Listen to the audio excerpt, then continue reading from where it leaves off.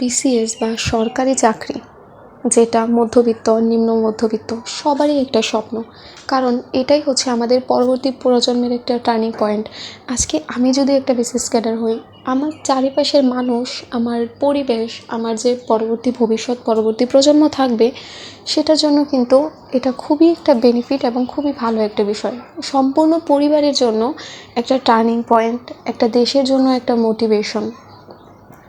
এখন প্রশ্ন ফাঁস, এরকমভাবে যদি প্রশ্ন ফাঁস হতে থাকে, দিনের পর দিন যদি প্রশ্ন ফাঁস হতে থাকে, এত বছর ধরে প্রশ্ন ফাঁস হচ্ছে, একটা মানুষও কি তখন টের পায়নি? কারণ এখানে হচ্ছে সরাসরি যেই জায়গা থেকে একটা ড্রাইভার কিভাবে পায় প্রশ্ন, একটা ড্রাইভারের হাতে কিভাবে প্রশ্ন আসে, একটা ঝাড়ুদার অথবা ওখানে যে কাজ করে একটা ওয়াচম্যান বা যাই বলি না কেন, ওদের কাছে প্রশ্নটা যায় কিভাবে? প্রশ্ন এটা একটা মানুষের সম্পূর্ণ, অনেক মানুষের ভবিষ্যৎ, একটা ভবিষ্যৎ হচ্ছে একটা কাগজের মধ্যে, কাগজটা হচ্ছে একটা প্রশ্নপত্র। একটা মানুষের ভবিষ্যৎ কেমনভাবে যায়, এরকম ড্রাইভার অথবা যারা কাজ করছে সেখানে, তাদের কাছে কিভাবে প্রশ্ন যায়? আমার এই জিনিসটা প্রশ্ন রইল আপনাদের কাছে।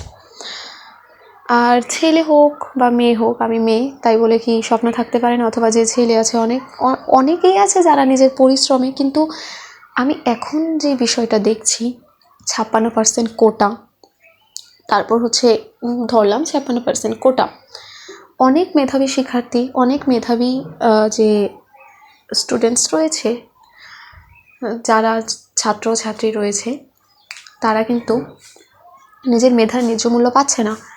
এবং আরেকটা বিষয় হচ্ছে যে যারা কোটাধারী, তারা সব ক্ষেত্রে এগিয়ে আছে। ওদের হচ্ছে যে কি বলে, স্বাস্থ্য অথবা তাদেরকে টাকা দেওয়া হচ্ছে, তারা চিকিৎসার খরচ পাচ্ছে, সব কিছুই পাচ্ছে। তাহলে এই একটা চাকরির দিক দিয়ে ওদেরকে যদি একটু কম কোটার পার্সেন্টেজটা দেওয়া হয়, তাহলে তো আমাদের জন্য ভালো। কারণ আমাদের তো আদৌ কোটা নাই, না আছে আমাদের কোটা, না আছে আমাদের প্রশ্নপত্র কেনার মতো টাকা পয়সা।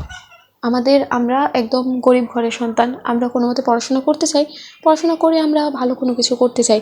এখন যার কাছে টাকা নাই, তার মানে সে কি সরকারি চাকরি পাবে না? যার কাছে টাকা নেই, সে বিসিএস দিতে পারবে না। এই যে সুশান্ত বলে, এত বড় বড় কথা বলে, ওর নাকি লিস্টে আসছে যে সেও নাকি এরকম একটা কিছু করছে। তো ওনার কমেন্ট থেকে মনে হলো না যে একটা শিক্ষিত মানুষের কথাবার্তা এরকম বাজে হতে পারে।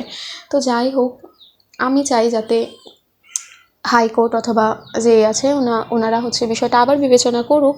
এখানে কেন 56% কোটা দিতে হবে, এবং প্রশ্ন ফাঁসের বিষয়টা যাতে এই কোটা আন্দোলনের জন্য ঢাকা না পড়ে, অর্থাৎ এই জিনিসটাও যাতে সবাই নজরে রাখে।